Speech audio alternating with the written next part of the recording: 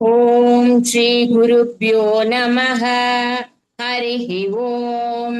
शुक्लांबरधरौ विष्णुं शशिवर्णं चतुर्भुजं प्रसन्नवदनं ध्यायेत् सर्वविघ्नोपशान्तये। गुरुर्ब्रह्मा गुरुर्विष्णुः गुरुर्देवो महेश्वरः गुरुः साक्षात् परब्रह्म तस्मै श्री गुरवे नमः। सरस्वती नमस्तुभ्यं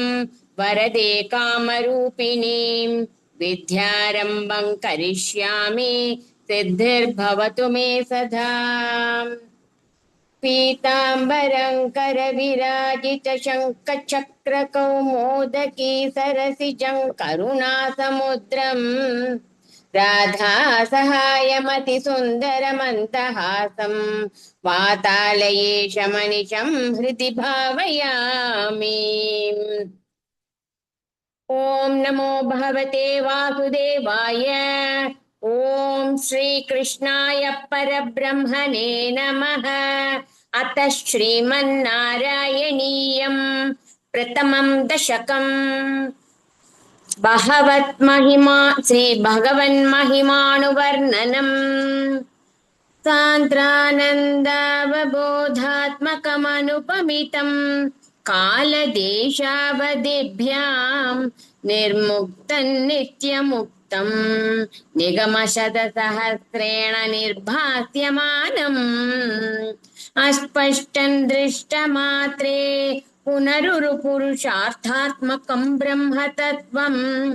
तत्तावद्भाति साक्षात् गुरुपवनपुरे हन्तभाग्यं जनानाम्। एवं दुर्लभ्य वस्तुन्यभिसुलभतया हस्तलब्धे यतन्यत् तन्वा वाचा धिया वा भजति बत जनः क्षुद्रतैव स्फुटेयम्। एते तावत् वयन्तु स्थिरतरमनसा विश्वपीडापहत्यै निःशेषात्मानमेनं कुरु पवनपुराधीशमेवाश्रयामः। सत्त्वय्यत्तत्पराभ्यामपरिकलनतो निर्मलं तेन तावद्भूतैर्भूतेन्द्रियैस्ते वपुरिति बहुशश्रूयते व्यासवाक्यम् तत्त्वच्चत्वाद्यदच्छादित परसुखचिद्गर्भनिर्भासरूपम् तस्मिन् धन्या रमन्ते श्रुतिमतिमधुरे सुग्रहे विग्रहे ते निष्कम्पे नित्यपूर्णे निरवधि परमानन्द पीयूषरूपे निर्लीनानेकमुक्तावलि सुभगतमे निर्मल ब्रह्म सिन्धौ पल्लोलोलासतुल्यं खलु विमलतरं तत्त्वमाहुस्तदात्मा कस्मान्नो निष्कलत्वं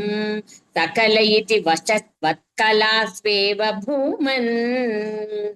निर्व्यापारोऽपि निष्कारणमज भजसे यत्क्रियामीक्षणाख्यां तेनैवोदेति लीना प्रकृतिरसति कल्पापि कल्पादिकाले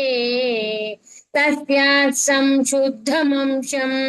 कमपि तमतिरोधायकं सत्त्वरूपं सत्त्वं धृत्वा दधासि स्वमहिम विभवाकुण्ठवैकुण्ठरूपम् तत्ते प्रद्यग्रदाधाधर ललितकलायावली केलिकारं लावण्यस्यैकसारं सुकृतिजनदृशां पूर्णपुण्यावतारम् लक्ष्मी निःशङ्कलीला निलयनममृतस्यन्दसन्दोहमन्तः सिञ्चत् सञ्चिन्तकानां वपुरनुकलये मारुतागारनाथ कष्टासे कष्टाते सृष्टिचेष्टा बहुतर भवखेदावहा जीवभाजाम् इत्येवं पूर्वमालोचितमजितमया नैव मद्याभिजाने नोचेज्जीवाः कतौ वा मधुरतरमिदं त्वत्वपुष्यद्रसार्द्रम् नेत्रैः श्रोत्रैश्च पीत्वा परमरस सुधाम्भोधिपूरेरमेरन् नम्राणां सन्निधत्ते सततमपि पुरस्तैरनभ्यर्थितानर्थ्यर्थान् कामानजस्रं वितरति परमानन्द सान्द्राङ्गतिं च इत्तन्निःशेषलभ्यो निरवधिक फलपारिजातो हरे त्वं क्षुद्रन्तं चक्रवाडी द्रुममभिलषति व्यर्थमर्तिव्रजोऽयम् कारुण्यात् काममन्यन् धतति खलु परे स्वात्मदस्त्वौ विशेषात् ऐश्वर्यादीशतेऽन्ये जगति परजने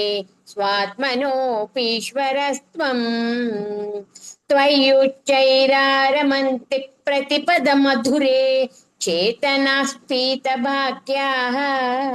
त्वञ्चात्मा रामये वेत्यतुलगुणगणाधार शौरे नमस्ते ऐश्वर्यं शङ्करादीश्वर विनियमनं विश्वतेजोहराणां तेजस्संहारि वीर्यं विमलमपि यशो निःस्पृहैच्छोपगीतम् अङ्गासङ्गा सदा श्रीरखिलविदसि न क्वापि ते शङ्गवार्ता तत्त्वातागारवासिन् मुरहर भगवच्छप्तमुख्याश्रयोऽसि इति श्रीमन्नारायणीये भगवन्महिमानुवर्णनं नाम प्रथमं दशकं समाप्तं नारायणाखिल गुरो भगवन्नमस्ते नारायणाखिल गुरो भगवन्नमस्ते अथ द्वितीयं दशकम् श्रीभगवद्रूपवर्णनम् सूर्यस्पर्धिकिरीटमूर्ध्वतिलकप्रोद्भासि पालान्तरम् कारुण्याकुलनेत्रमार्द्रहसितोल्लासं सुनासापुटम् गण्डोत्यन्मकराभकुण्टलयुगम् कण्ठोज्ज्वलत्कौस्तुभम् त्वद्रूपौ वनमाल्यहारपटल श्रीवत्सदीभ्रं भजे केयूराङ्गदकङ्कणोत्तममहारत्नाङ्गुलीयाङ्गित श्रीमद्बाहुशतुष्कसङ्गतगदा चङ्खारि पङ्केरुहाम् काञ्चित् काञ्चन काञ्चिलाञ्चितलसत्पीताम्बरालम्बिनीम् आलम्बे विमलाम्बुजद्युतिपताम् मूर्तिं तवातिच्छिदम् यत्रैलोक्यमहीयसोऽपि महितम् सम्मोहनं मोहनात् कान्तं कान्तिनिधानतोऽपि मधुरम् माधुर्यदुर्यातपि सौन्दर्योत्तरतोऽपि सुन्दरतरम् त्वत्पूपमाश्चर्यतोऽप्याश्चर्यं भुवनेन कस्य कुतुकम् उष्णाति विष्णो विभो तत्तादृङ्मधुरात्मकं तव वपुः सम्प्राप्य सम्पन्मयी सा देवी परमोत्सुका चिरतरं नास्ते स्वभक्तेष्वपि तेनास्या बत कष्टमच्युत विभो त्वत्रूपमानोज्जकप्रेमस्थैर्यमयादचापलबलात् चापल्यवार्तोदभूत् लक्ष्मीस्तावकरामणीयकहृतैवेयं परेष्वस्तिरेत्यस्मिन्नन्यदपि प्रमा मधुना वक्ष्यामि लक्ष्मीपते ये त्वद्ध्यानगुणानुकीर्तनरसा सक्ता हि भक्ता जनाः तेष्वेषा वसति चिरैव दयितप्रस्तावदत्तादरा एवं भूतमनोज्ञतान वसुधा निश्यन्द सन्दोहनम् त्वद्रूपं परचित्रसायनमयम् चेतोहरं शृण्वताम् सद्यः प्रेरयते मतिं मदयते रोमाञ्चयत्यङ्गकम् व्यासिञ्चच्चमिचीतबाष्पविशरैरानन्दमूर्च्छोद्भवैः एवं भूततया हि भक्त्यभिहितो योगस्थ योगद्वयात् कर्मज्ञानमयात् दृशोत्तमतरो योगीश्वरैर्गीयते सौन्दर्यैकरसात्मके त्वयि खलु प्रेम प्रकर्षात्मिका भक्तिर्निश्रममेव विश्वपुरुषैर्लभ्या रमावल्लभ निष्कामन्यतस्त्व सधर्मचरणं यत्कर्म योगाभिधम् तद्दूरेत्यफलय्यतोपनिषदज्ञानोपलभ्यं पुनः तत्त्वव्यक्ततया सुदुर्गमतरं चित्तस्य तस्मात् विभो त्वत्प्रेमात्मकभक्तिरेव सततं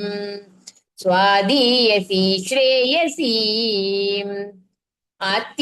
आत्यायासकराणि कर्मपटलान्याचर्य निर्यन्मलाः बोधे भक्तिपते तवाप्युचितता मायान्ति किं तावता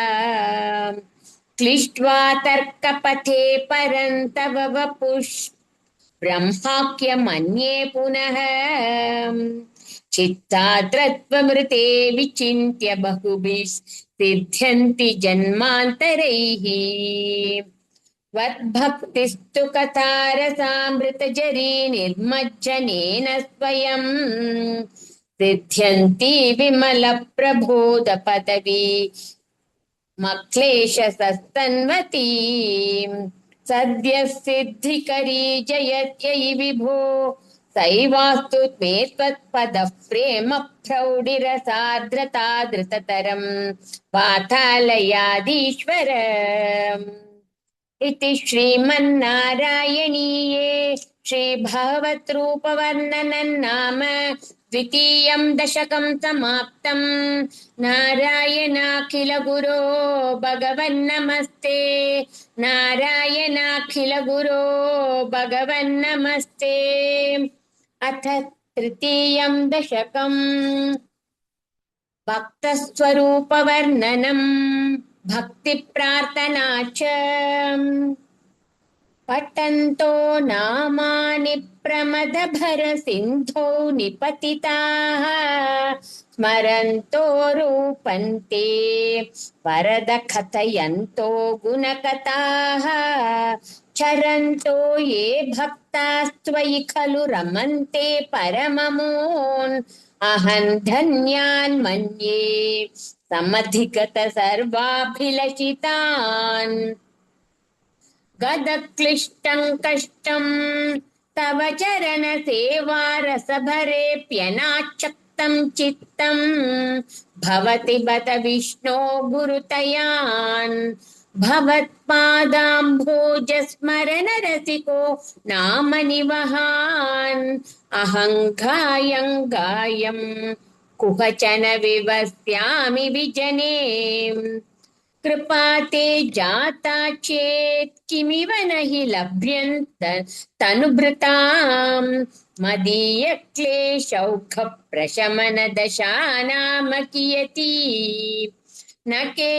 लोकेऽस्मिन्न निशमयि शोकाभिरहिताः भवद्भक्ता मुक्ता सुखगतिमसक्ता विदधते मुनिप्रौढारूढा जगति खलु गूढात्मकतयः भवत्पादाम्भोजस्मरणविरुजो नारदमुखाः चरन्ति स्वैरम् सतत परिनिर्भात परचित् सदानन्दाद्वैत प्रसर परिमग्नात् किमपरम् भवद्भक्तिस्फीता भवतु मम सैव प्रशमयेत् अशेषक्लेशौघम् न खलु हृदि सन्देहकनिका न चेद्व्यासस्योक्तिस्तव च वचनं नैगमवचः भवेन्मिथ्यारथ्या पुरुषवचनप्रायमखिलम् भवद्भक्तिस्तावत् प्रमुखमधुरा त्वद्गुणरसात् किमप्यारूढा चेत् अखिल परितापप्रशमनी पुनश्चान्ते स्वान्ते विमलपरिबोधोदयमिलन् महानन्दाद्वैतं दिशति किमतः प्रार्थ्यमपरम् विधूय क्लेशान्मे कुरु चरणयुग्मन् धृतरसं भवे क्षेत्रप्राप्तौ करमपि च ते पूजनविधौ भवन्मूर्त्यालोके नयनमथ ते पादतुलसी परिघ्राणे घ्राणम् श्रवणमपि चेचारुचरिते प्रभूता दिव्यादिप्रसभचलिते मामकहृदि त्वदीयन्तद्रूपम् परमसुखचिद्रूपमुदीयात् उदञ्चद्रोमाञ्चो गलितबहुहर्षाश्रु निवहः यथा विस्मर्यासम् दुरुपशमपीडा परिभवान् मरुद्गेहादिशत्वयि खलु पराञ्चोऽपि सुखिनः भवस्नेही सोऽहम् सुबहु परितप्ये च किमितम् अकीर्तिस्ते मा भूत् वरद गद भारं प्रशमयन् भवद्भक्तोत्तंसं जडिति कुरु मां कंसदमन किमुक्तैर्भूयोभिस्तव हि करुणा यावद्दीयात् अहन्तावद्देव प्रगितविविधार्थप्रलपितः पुरक्लिप्ते पादे वरद तव नेष्यामि दिवसान् यथा शक्तिव्यक्तं नतिनुति निषेवा विरचयन् इति श्रीमन्नारायणीये भक्तस्वरूपवर्णनं भक्तिप्रार्थना च पत्तिप्रार्थना चेति तृतीयं दशकं समाप्तं नारायणाखिल गुरो भगवन्नमस्ते नारायणाखिल गुरो भगवन्नमस्ते।